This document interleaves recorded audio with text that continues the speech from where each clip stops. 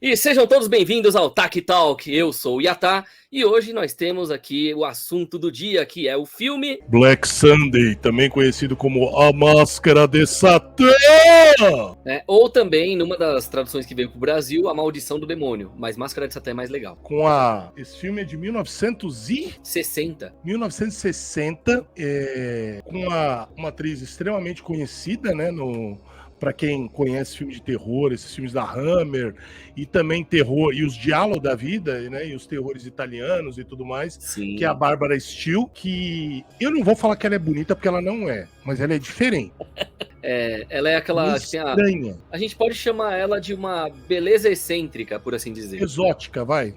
Exótica. Ela tem os olhos grandes que lembram um pouco a Christina Ricci. Só que o restante do rosto dela, cara, eu acho ela feia. Mas é assim, né? E ela faz sempre a gatona ela fez a gatona do filme até ela ficar um pouco mais velha e ela começou a fazer o papel da megera e tudo mais. Sim. Da matriarca e tudo mais. E ela não envelheceu bem, posso falar pra você, nem um pouco. Eu vi entrevista dela com 60 anos, Jesus amado. Mano. E esse filme é do Mario Bava, para quem não conhece, um conhecido diretor italiano. E a beleza desse filme, o que torna esse filme tão especial, na minha opinião, é o branco e preto, são as luzes, a forma como esse filme foi filmado. Ele é muito bonito, o filme é muito bonito. Ele é um filme de terror sobrenatural, obviamente, bruxa, né, Satã e tal. O DVD que eu tenho só tem em inglês, né, não tem nem dublado. E esses filmes também, como todo filme italiano, depois era redublado, cada ator era de um país. Então você tinha a Barbara Steele, pelo próprio nome, ela é britânica. Aí você tinha atores italianos. Então era uma Torre de Babel, né? O cinema italiano. Então era tudo dublado depois. Filmava, não captavam áudio. Então esse filme ele é muito bonito. Muito bonito.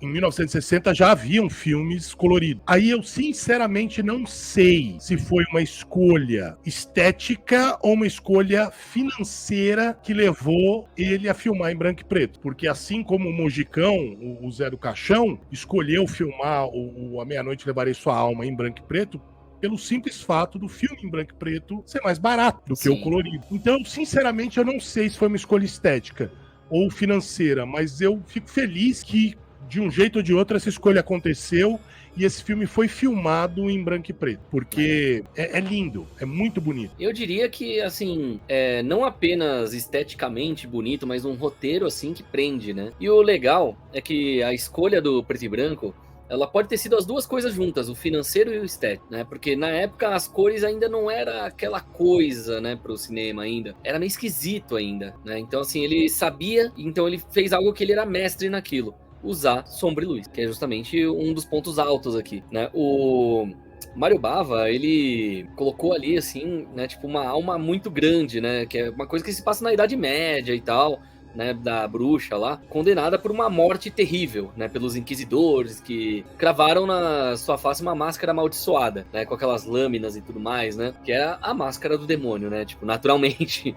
Mas aí ela ameaçou todo mundo e prometeu voltar pra se vingar. E aí, basicamente, assim, na hora que volta a ter vingança, né, tipo, quando tiram aquela estaca, por assim dizer, aí sim a coisa começa a ficar boa.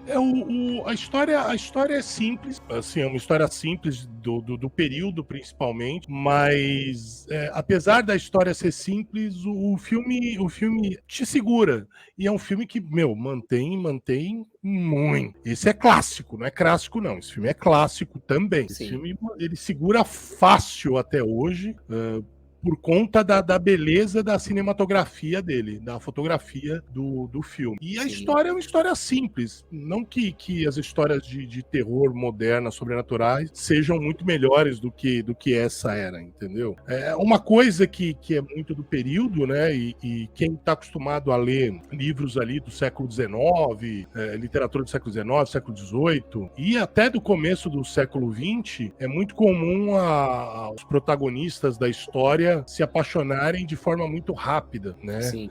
Isso era um tropo muito comum, mas de forma geral na literatura mesmo, vem de muitos séculos, né? E mesmo porque, se a gente parar para pensar de onde veio esse tropo, faz todo sentido por conta de que muitos casamentos eram ajeitados. E muitas vezes a pessoa, na maioria dos casos, a menina casava nova com um cara acima de 40 anos, né? Era muito comum, e o cara às vezes via a mina realmente ali, ia lá trocar ideia com os pais, propunha casar com a menina e às vezes não tinha trocado duas palavras com a figura. Ele só tinha achado ela bonita e, isso aí vai me dar uns fios bonitos. E basicamente era isso mesmo. Então é um tropo comum na literatura e também nesses filmes por conta disso, do personagem se apaixonar, os protagonistas se apaixonarem de forma louca e tão rápida. Não que tenha mudado muito, porque é muito comum também em filmes de ação, esse tropo persiste até hoje. Os protagonistas se apaixonarem numa questão de dias, já não conseguem viver um sem o outro. Não, mas uma coisa que eu gosto, assim, bastante, inclusive, nesse filme, é que é imprescindível registrar a cena aí que a máscara do demônio é cravada brutalmente no rosto dela e tal, né? A pancada do martelo pesado, o sangue, né? E tudo mais, né? Então, assim, a gente já sente um pouco até aquela dor só olhando, né? E tem aquela sequência da ressurreição do Javutite, eu não lembro como pronunciava. Yavotich, deixa eu ver aqui. Isso. Né, que ele volta do mundo dos mortos também com uma máscara do demônio cravada no rosto e saindo devagar aí da sua tumba gelada, remexendo na terra. Foi um momento de horror. Mas também, né, o filme tem esses pontos positivos, mas também tem o lado negativo, que seria o final, por assim dizer. Porque para hoje em dia ele é considerado como sem ousadia, né? Porque é um fim feliz, mas não é tão satisfatório se a gente for levar, né, a uma definição mais perturbadora, já que as ideias foram apresentadas, né, foram grandes elementos de horror explorados ao longo da história, né? Então a gente esperava algo mais macabro, não um final feliz, né? Então, assim, mas isso é padrão também, né, cara? Dificilmente, com raras exceções aí, a gente não vai ter o finalzinho feliz, tal, pá. É padrão, né? É do período. O nome do cara é Yavutich. Yavutich, isso. Cara, até eu conseguir lembrar esses nomes. Não dá, né? Não dá. Vaida, Gorobek, Kruvayan. É um pior que o outro pra lembrar. É nome tipo do leste europeu, assim. Todos os personagens têm nomes do leste europeu. Sim. A maioria do elenco é italiana, com exceção de 2 atores, 3 atores que são ingleses. Sim. Os filmes se passam na Moldávia, né, mano? Verdade. Agora, uma coisa que eu até deixei anotado aqui, né, dentre as curiosidades e tudo mais, assim, é o fato do filme ter recebido vários títulos alternativos na distribuição dele no mundo todo, né? Tipo, de Black Sunday nos Estados Unidos, né, Revenge of the Vampire na Inglaterra, né, A Vingança do Vampiro, House of Fright, Mark of the Demon, Demon's Mask, Hour When Dracula Comes, né, tipo, a hora que o Drácula vem. Mas ficou muito louca. O título original do filme é La Máscara del Demônio. Isso. Então, assim, La Máscara del Demônio. Pois é. E uma coisa assim, a ideia de como a bruxa inicia a ressurreição, né, por causa das contas de sangue, as gotas de sangue, né, do ferimento do professor Kruvayan, né, foi também utilizada para fazer o Conde Drácula de volta à vida no início do filme Drácula, o Príncipe das Trevas, de 65, né, que é outra da Hammer aí e tal, com Christopher Lee. Então eu acho bem interessante a gente lembrar, né, esses pequenos detalhes que são reutilizados, assim, né, no caso dela que era uma bruxa, no caso do Drácula do Christopher Lee, e por aí vai. Esse filme não é da Hammer não, cara. Não, mas a ideia das gotas de sangue e tal, da forma que foi usado. Porque assim, que os filmes da Hammer usaram muito isso, então foi genial ter sido usado nele também. Em quadrinho também usava. Eu comprava, quando eu era criança, o meu pai comprava pra mim quadrinho de terror. E virava e mexia, o cara ia lá, tirava a estaca do Drácula, jogava um pouquinho de sangue em cima das cinzas e renascia o Drácula, né? Porque tem que ter mais história do Drácula, né? Exato. Isso é um tropo bem se tornou comum, na verdade, no quadrinho, nos filmes, na literatura. Sim. Mas esse filme é muito bom. É muito bom. Inclusive, recomendo aí pra galera, né, conhecer mais do Mário Bava, da Steel também, né? Os filmes da época, assim, né? Tanto os coloridos quanto os preto e branco valem muito a pena serem lembrados. Então, quem não conhece, essa é a dica aí importante do dia. Pra você conhecer um filminho legal, um terrorzinho da hora, uma coisa assim, fina. É um clássico de verdade. Pra quem gosta de Hammer, de repente não conhece esse filme, pô, tá perdendo.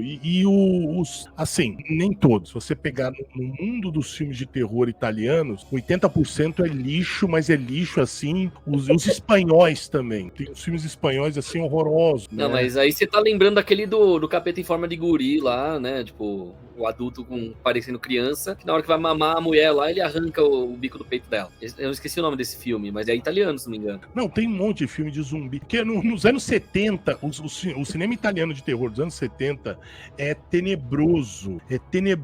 É horrível. Eles faziam versões.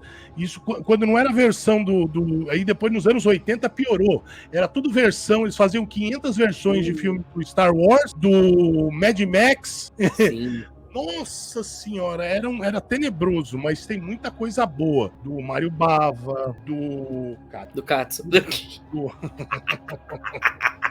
Ai, do Dario Argento. Pô, o Dario Argento é maravilhoso o filme dele. Tem muita Aliás, o Vermelho Profundo, né? O Profundo Rosso. Eu esqueci o nome que deram aqui no Brasil. Que eu tenho esse filme, não é o Prelúdio pra Matar? Deixa eu ver. Eu acho que é. Esse Prelúdio pra Matar. Meu, é maravilhoso. E aquela poesia, né? Que eu amo a cor vermelha, né? A cor da raiva, do sangue, a cor do amor. A diferença do Dario Argento por Mário Bava é o uso primoroso das cores, né? Sim. O Dario Argento, ele brinca muito com cores nos filmes dele e é muito legal isso, do Dario Argento. Mas a gente tá falando do Mário Bava e tá falando do Black Sun. Hoje é Mário Bava. Então, assistam o Black Sunday, é um filme de terror gostosinho. O clima é bem bacaninha. Você fica envolto naquele clima do filme. Você presta atenção no filme, é importante também. Claro, se você não for um zoomer tiktoker com déficit de atenção, você senta, você fica prestando atenção realmente no filme, porque a história é bacaninha, você quer saber o que vai acontecer depois, tal, e tem a Bárbara Steele, que para muitos era uma deusa dos cinemas de terror, para pessoas como eu, era só uma mulher meio estranha, mas a gente, para ser educado, a gente fala que tem uma beleza exótica. Né? Beleza exótica. Educado, a gente fala beleza exótica. Porque tem mulher que tem beleza exótica, é bonito, mas no caso dela não é não. Os olhos dela são bonitos. Não dá pra falar, os olhos dela são muito bonitos e expressivos também. Sim. Extremamente expressivos. Eu acho quase que uma Bette Davis, né? Ela fez tanto sucesso pra esse tipo de filme, pela expressividade dos olhos dela. Sim. Como o seu. Qual é o nome do pai do Jorel? Como o seu Edson ensinou o Jorel a expressividade máxima. Filho, use o poder da especialidade. Como é que é? Filho. Quando eu tinha a sua idade, eu também tinha 8 anos. Filho, quando eu tinha a sua idade, eu também tinha 8 anos. Filho. Use o poder da expressividade máxima, filho. Vai, filho! Expressividade máxima, filho! E as expressões dele são incríveis no desenho. Então, eu acho que até por isso ela fez tanto sucesso nesse nicho de filmes. Sim. Mas é isso aí. Então é nóis. Vamos fechar aqui. Concluir. Fica aí a dica pra todo mundo assistir.